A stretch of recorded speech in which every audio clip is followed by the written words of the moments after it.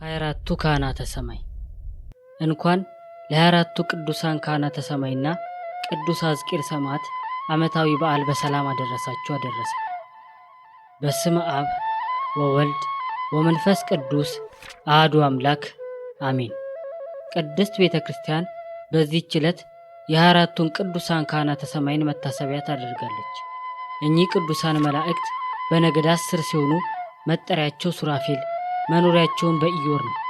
ነገር ግን 24ቱ አለቆቻቸው ተመርጠው በመሪያቸው በቅዱስ ሱራፌል አለቅነት በጽራርያም ያገለግላሉ። በቀናች ሃይማኖት ትምህርት ሁሉም ቅዱሳን መላእክት ለእግዚአብሔር ቅርብ ቢሆኑም በነጠላ የቅዱስ ሚካኤልን ያህል በነገድ ደግሞ የኪሩቤል ወይንም 4ቱ እንስሳ እና የሱራፌልን 24ቱ ካህናተ ሰማይ ያህል ቅርብ የለም። 24ቱ ቅዱሳን ካህናት ስራቸው እንደ ሞገድ ከአንደበታቸው ምስጋና እየወጣ ጠዋት ማታ ፈጣሪያቸውን ይቀድሱታል። የሥላሴን መንበር ያለማቋረጥ ያጥናሉ። የሰው ልጆችን በተለይም የቅዱሳንን ጸሎት በማጠንታቸው ያሳርጋሉ። የረከሱትን ይቀድሳሉ።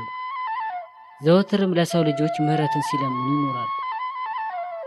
እኚህም ሥጋ የሌላቸው ረቂቃን የእውነት ካህናት የሆኑ ከቅዱሳን ሁሉ በላይ የሆኑና ከሰማያት ሰራዊት ሁሉ ከፍ ከፍ ያሉ ናቸው።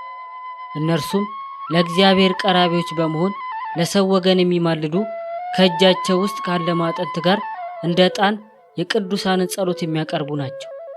ያለ እነርሱም አቅራቢነት ጽድቅና ምጽዋት ወደ እግዚአብሔር አይቀርብም። ወንጌላዊው ቅዱስ ዮሐንስ በራእዩ እንዲህ ብሎ እንደተናገረ በዙፋኑ ዙሪያ 24 መንበሮች አሉ። በእነዚያ መንበሮች ላይም 24 አለቆች ተቀምጠዋል። ነጭ ልብስ ለብሰዋል። በራሳቸውም ላይ የወርቅ አክሊል አለ። ሁለተኛም እንዲህ አለ። ሌላም መልአክ መጥቶ በመሠዊያ ፊት ቆሞ የወርቅ ጽና ይዟል። በመንበሩ ፊት ባለ በወርቁ መሠዊያ ላይም የቅዱሳንን ሁሉ ጸሎት ያሳርግ ዘንድ ብዙ ዕጣንን ሰጡት። የዕጣኑም ጢስ ከቅዱሳኑ ጸሎት ጋር በዚያ መልአክ እጅ ወደ እግዚአብሔር ፊት አረገ። የነበረ የሚኖር የአማልክት አምላክ እግዚአብሔር ቅዱስ ቅዱስ ቅዱስ ነው እያሉ በመዓልትና በሌሊት እረፍት የላቸውም። እኚህም ለዘላለሙ ሕያው ለሚሆን በዙፋን ላይ ለተቀመጠ ለእርሱ እንዲህ እያሉ ክብር ምስጋና ቀረቡ። እኚህ 24ቱ አለቆች አክሊላቸውን በዙፋኑ ፊት አወርደው ለዘላለሙ ሕያው ለሚሆን በዙፋኑ ላይ ለተቀመጠ ለእርሱ ሰገዱለት። አክሊላቸውንም ወደ ዙፋኑ ፊት ወስደው አቤቱ ፈጣሪያችን ኃይልና ምስጋና ክብር ላንተ ይገባል ይሉታል። አንተ ሁሉም ፈጥረሃል፣ የተፈጠረውም ሁሉ በአንተ ፈቃድ ይኖራልና። እነርሱ በእግዚአብሔር ዘንድ በባለሟልነት እጅግ የቀረቡ መሆናቸውንና ስለ ሁላችን የአዳም ልጆች ስለሚለምኑና ስለሚማልዱ ከብሉይና ከአዲስ የከበሩ መጻሕፍት ምስክር ሆነዋል።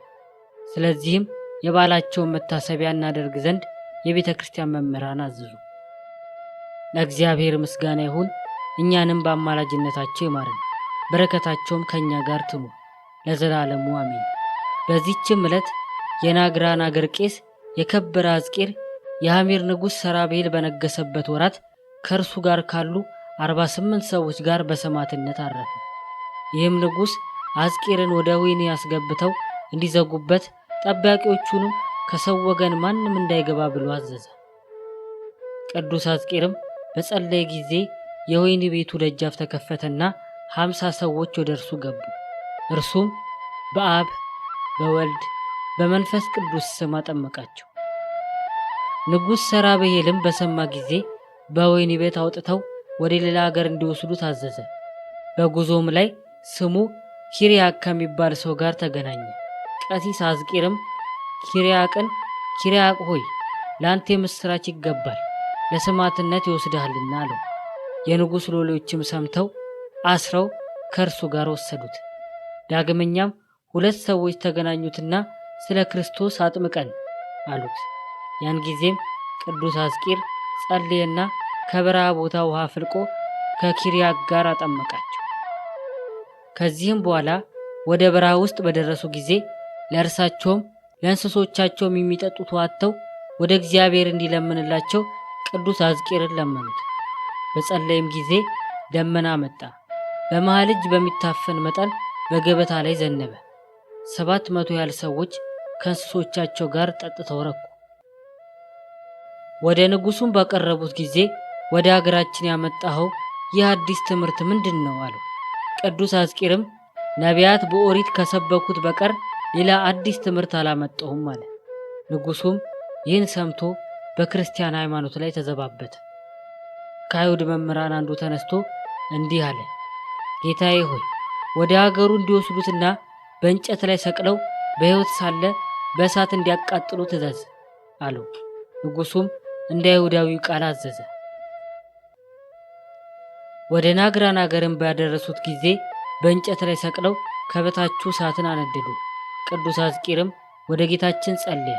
በዚያንም ጊዜ ከማሰሪያው ተፈቶ ከእሳት ውስጥ በደህና ወጣ።